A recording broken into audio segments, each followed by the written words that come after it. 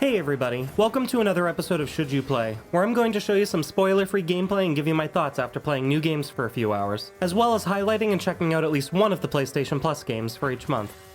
In this video I'm playing one of the November 2024 PlayStation Plus games, Hot Wheels Unleashed 2 Turbocharged, which released in 2023 and is the sequel to Hot Wheels Unleashed, which came out in 2021. While they're not my favorite genre of video game, I grew up playing a lot of racing games. Gran Turismo 3 came with my PS2, which was my first console, and I'm a millennial that grew up playing plenty of Mario Kart at friends' houses. Now, while Hot Wheels Unleashed 2 Turbocharged doesn't offer the same kind of arcadey play that Mario Kart does, it's still a good amount of fun, so let's dive into it.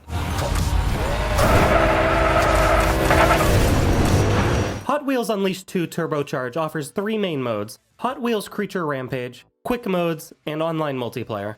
While the game doesn't really have a dedicated story mode, Creature Rampage acts as a loose campaign where you take part in a series of races, requiring you to hit different goals to progress. Quick Modes, on the other hand, gives you the option to play a variety of different modes, including Quick Race, Time Attack, Drift Master, Elimination, and Waypoint, with the option to play in split-screen co-op as well. An online multiplayer offers essentially the same options, but playing with other players online. There are also a few other menu options where you can access some non-racing sections of the game, such as the garage where you can customize your vehicles and manage your collection, add-ons where you can access some free but mostly a lot of paid DLC vehicles, and the track builder where you can build your own custom tracks and check out other players' custom tracks. On the topic of the track builder, I'll say that it's impressively robust and offers a lot of room for creativity, but that it's not the most user-friendly map builder I've ever used, as I initially found myself struggling to figure out basic controls such as undoing or confirming a track's position. Additionally, and disappointingly, you can only play these custom tracks in Time Attack and single player, or if you're lucky enough for a group to vote for a custom track in online multiplayer. And I'm a little confused as to why you aren't able to play them even with just AI competitors in single player. In terms of gameplay, it's pretty straightforward. You win the race by beating the other racers. There are of course different requirements for each mode, for instance getting the most points from drifting and Drift Master, but there aren't any surprises here. At the start, you won't have much of a variety of vehicles to pick from, but as you work your way through the game, there will be about 130 different vehicles to unlock and drive. Each one handles differently from the next, and you'll probably need to spend some time figuring out which one suits your playstyle best, but to anyone who's ever played a racing game before, none of this should come as a shock. The only issue I personally had with the controls and handling was that drifting specifically feels a lot less intuitive than it does in some other racing games I've played. But after a few races, it ended up clicking and it wasn't much of an issue anymore. Aside from that, another thing I would have liked to have seen included is a bit more of an indicator showing how far ahead or behind you are if there's a noticeable gap between racers. Unless you can physically see the other racers ahead or behind you, there's no real way to gauge the distance, and the minimap becomes a tad redundant because of it. Lastly, the biggest complaint that I think I have about this game is that if you happen to find yourself stuck at the back of the pack by a good distance, it's nearly impossible for you to catch back up without restarting the race entirely, at least on medium difficulty or higher.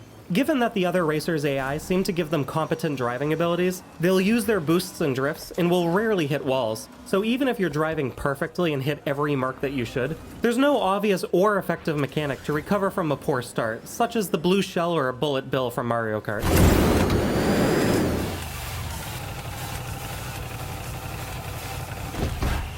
This isn't as much of an issue in online multiplayer, as other players are just as likely to make the same mistakes or poor choices as you are. But it's a major issue in modes such as Creature Rampage, where you're often forced to use a specific vehicle that you're not practiced with, resulting in having to play the same frustrating race over and over to proceed. I'll quickly add as well that I do actually recommend bumping up the game's difficulty to at least medium, despite the issue I just mentioned. The default difficulty setting is easy, and unless you've never played a racing game before, you'll likely dominate every single race unless you raise the other racers' capabilities a bit.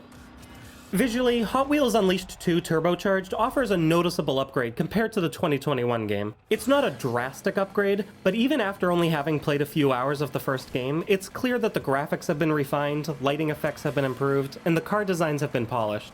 The only thing I could complain about on this point is that sometimes the ground itself looks a bit untextured, but since 99% of the time you'll be zipping around the tracks, the only time you might actually notice it is during the starting countdown at the beginning, or at the end of the race when you enter a slow-motion finish. As for bugs and glitches, the only two problems I ran into both involved online multiplayer. The first issue being the game fully crashing twice as a race was about to start, and the second being some excessively long search times that didn't feel natural.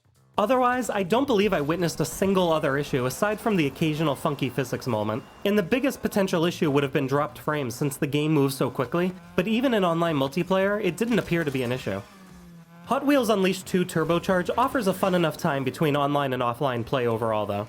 I would have liked to have seen a bit more of a substantial campaign mode, as well as a bit more freedom when it comes to the community-made tracks. But with over 100 vehicles to choose from, and even more customization options on top of that, racing enthusiasts will likely find plenty to enjoy with this one, despite what I consider to be a handful of valid drawbacks.